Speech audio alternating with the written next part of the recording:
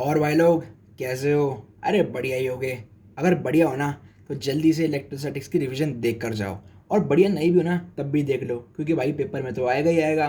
तो चलो यार शुरू करते हैं, लेकिन शुरू करने से पहले मैं बता दूं कि इस वीडियो में सारे फॉर्मूले रिवाइज होंगे, कॉन्सेप्ट नहीं होगा, सिर्फ एक रिवीजन वीडियो है।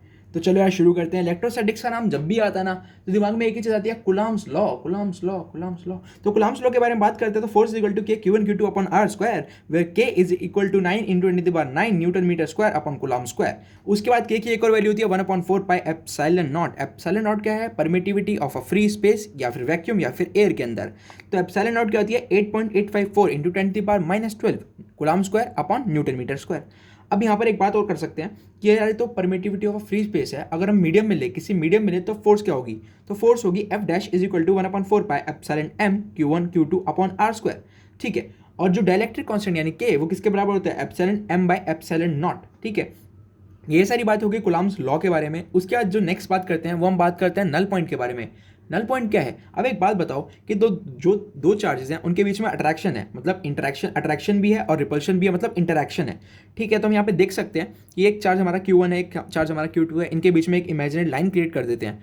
तो यार एक बात बताओ, इनके बीच में कहीं ना कहीं या बाहर कहीं ना कहीं फोर्स तो जीरो होगी ना, इनकी इंटरेक्शन मतलब इंटरेक्शन तो जीरो होगी ना कहीं ना कहीं। तो उसके लिए हम क्या करते हैं? देखो जरूरी नहीं है पहली बात की हो, लेकिन पता तो कर सकते हैं। तो हम देख सकते हैं कि अगर ये चार्जेस अनलाइक चार्जेस हैं, मतलब एक प्लस है एक माइनस है, तो उस केस में क्या होगा? देखो उस केस में दो केस बनते हैं, या तो नल पॉइंट एग्जिस्ट करेगा या नहीं करेगा। अगर इनका मैग्नीट्यूड बराबर है, अगर ये अनलाइक चार्जेस हैं, एक प्लस एक माइनस, और इनका मैग्नीट्यूड जो है वो बराबर है, तो नल पॉइंट एग्जिस्ट नहीं करेगा, नहीं करेगा, नहीं करेगा। और दूसरी बात, अगर इनका मैग्नीट्यूड बराबर नहीं है तो नल पॉइंट एग्जिस्ट करेगा, मगर इस लाइन पर नहीं करेगा, कहीं बाहर एग्जिस्ट करेगा और उस तरफ एग्जिस्ट करेगा जिसका मैग्नीट्यूड कम होगा। अच्छा, दूसरी बात क्या थी? दूसरी बात ये थी कि अगर ये लाइक चार्जेस हैं तो इनमें नल पॉइंट एग्जिस्ट करेगा और इसी लाइन पर एग्जिस्ट करेगा। ठीक है। यानी प्लस प्लस है या माइनस माइनस है तो नल पॉइंट एग्जिस्ट करेगा, मतलब कहीं ना कहीं इंटरेक्शन जीरो होगी और वो इसी लाइन पे, लाइन के ऊपर होगी।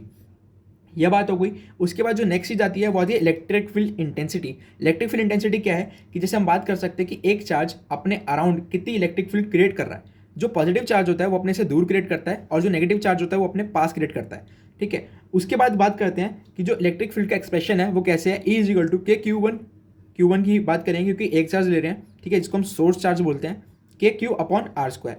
ठीक है। और इसको हम फोर्स की फॉर्म में रिप्रेजेंट कैसे कर सकते हैं? Force is equal to q into E. उसके बाद ये होने के बाद हम बात करते हैं डाइपोल के बारे में। अब डाइपोल क्या है? एक ऐसा सिस्टम है जिसके अंदर दो चार्ज हैं और दोनों सेम मैग्नीट्यूड के हैं, बस उनका जो नेचर है वो अलग है, यानी अपोजिट नेचर के हैं। जैसे हम देख सकते हैं कि एक हमारा प्लस है और एक हमारा माइनस है। उसके बाद हम बात करते हैं, इसके अंदर एक चीज़ जानना जरूरी है कि ये जो डिस्टेंस है हम इसको कुछ भी ले सकते हैं, कुछ भी ले सकते हैं। बस हमने यहाँ पे 2a ले रखा है, हमारी मर्जी, हमने 2a ले रखा है। आपकी मर्जी, आप इसको 2b low, a low, b low, c लो, कुछ भी लो। ठीक है। उसके बाद हम बात करते हैं कि जो डायपोल है ये कितनी इलेक्ट्रिक फील्ड इंटेंसिटी क्रिएट कर रहा होगा अपने एक्सियल पॉइंट पर। एक्सियल क्या? इसके एक्सिस के अराउंड। ठीक है। हम देख सकते हैं, तो हम यहाँ पर हम बात कर सकते हैं कि क्या है, 2 kp upon x cube. X क्या है? देखो इसके सेंटर से उस पॉइंट तक की डिस्टेंस को एक्स बोलते हैं, और हम शॉर्ट इलेक्ट्रिक डायपोल की बात कर रहे हैं, मतलब जो एक्स है वो 2a से बहुत बड़ा है, बहुत बहुत बहुत बड़ा है। ठीक है। तो हम यहाँ बात कर सकते हैं कि जो डायपोल है उसके एक्सियल पॉइंट पर इलेक्ट्रिक फील्ड इंटेंसिटी होती है 2 kp अपॉन एक्स क्यूब। अब p क्या होता है? इसको बोलते हैं डायपोल मूवमेंट, और वो किसके बराबर है? q into 2a। ठीक है। 2a क्या है? डिस्टेंस ऑफ सेपरेशन, और q क्या है? किसी भी एक चार्ज को उठा लिया, बस वही लगा दिया। ठीक है। इक्विटोरियल पॉइंट की बात करें, इक्विटोरियल पॉइंट का मतलब क्या है? जो उसका परपेंडिकुलर बाइसेक्टर है उसी लाइन पर कहीं ना कहीं पॉइंट है जिसके अराउंड हमें इलेक्ट्रिक फील्ड इंटेंसिटी निकालनी है। तो हम देख सकते हैं कि उसके इक्विटोरियल पॉइंट पर होती है के पी अपॉन एक्स क्यूब। ठीक है। और एनी पॉइंट की बात करें, जैसे लेट से कि हमने यहाँ पर एक पॉइंट ले लिया। ठीक है। तो इस पॉइंट को जब हम इसके सेंटर से ज्वाइन करेंगे तो इस एंगल को हम थीटा एंगल बोलेंगे। ठीक है। तो इसके मतलब इस आर्बिट्ररी पॉइंट पर कितनी इलेक्ट्रिक फील्ड इंटेंसिटी क्रिएट हो रही होगी इस डायपोल के जरिए, तो उसको हम निकाल सकते हैं के P upon x cube into 1 + 3 cos square theta. ठीक है। बस ये बात इतनी हो गई। डायपोल के बारे में और बातें करेंगे। और बातें क्या है कि अगर हम डायपोल को किसी एक्सटर्नल इलेक्ट्रिक फील्ड के अंदर रख दें तो डायपोल एक मतलब घूमने लगेगा। क्यों? क्योंकि यार देख सकते हो कि जो इलेक्ट्रिक फील्ड है हमें पता है कि पॉजिटिव से नेगेटिव की तरफ जाती है। ठीक है। और हम यहाँ बोल देते हैं कि यहाँ पॉजिटिव चार्ज है या नेगेटिव चार्ज है, तो ये इसकी तरफ अट्रैक्ट होगा और ये इसकी तरफ अट्रैक्ट होगा, जिसकी वजह से कपल क्रिएट होगा और टॉर्क मतलब टॉर्क क्रिएट होगी और ये घूमेगा। तो हम देख सकते हैं कि टॉर्क इसके बराबर है P क्रॉस E के बराबर है। ठीक है। और ये जो डायपोल है जब ये इलेक्ट्रिक फील्ड डेंसिटी में रखा गया है तो इसके अंदर इसका कुछ पोटेंशियल जनरेट हो गया होगा। इस पोटेंशियल को बोलते हैं -P.E से रिप्रेजेंट करते हैं। उसके बाद बात करते हैं कि जैसे हमने बात करी कि एक डायपोल कितनी इलेक्ट्रिक फील्ड इंटेंसिटी क्रिएट कर रहा है, वैसी एक रिंग, अगर एक चार्ज रिंग होगी वो अपने एक्सिस पर कितनी इलेक्ट्रिक फील्ड इंटेंसिटी क्रिएट करेगी उसको निकालने का तरीका हमारे पास है। वो क्या होता है, E is equal to k q x upon x square plus a square whole power 3/2। यहाँ पर जो x है वो क्या है कि मतलब मान लो इस पॉइंट पर निकालना है, तो इस पॉइंट से इसके सेंटर तक की डिस्टेंस को x बोलते हैं, ठीक है। और ये मैक्सिमम कब होगी, इसके कारण इलेक्ट्रिक फील्ड इंटेंसिटी मैक्सिमम कब होगी, जब x किसके बराबर हो जाएगा, a/√2 के बराबर हो जाएगा, ठीक है। उसके बाद बात करते हैं गॉस लॉ के बारे में। अब जो गॉस लॉ है वो क्या है, फ्लक्स यानी phi is equal to E dot A is equal to Q enclose upon epsilon naught. बस ये हमें फॉर्मूला याद होना चाहिए, बाकी इसके बाद हम कहीं से भी इलेक्ट्रिक फील्ड इंटेंसिटी निकाल सकते हैं इस फॉर्मूले को अप्लाई करके सही तरीके से। उसके बाद हम बात करते हैं, हमें 2-3 चीज़ों के बारे में बात करनी पड़ेगी, लैम्डा, सिग्मा और रो। तो हम देख सकते हैं कि जो लैम्डा है उसको बोलते हैं लीनियर चार्ज डेंसिटी यानी Q अपॉन L। उसके बाद जो सिग्मा है उसको बोलते हैं सरफेस चार्ज डेंसिटी यानी Q अपॉन A। उसके बाद जो रो है उसको हम बोलते हैं वॉल्यूमेट्रिक चार्ज डेंसिटी यानी Q अपॉन V। बस इसके बाद कुछ भी नहीं है। इसके बाद आगे बात करते हैं तो हम देखते हैं कि जो आगे हम इलेक्ट्रिक फील्ड इंटेंसिटी की बात करते हैं एक इन्फिनाइट प्लेट से।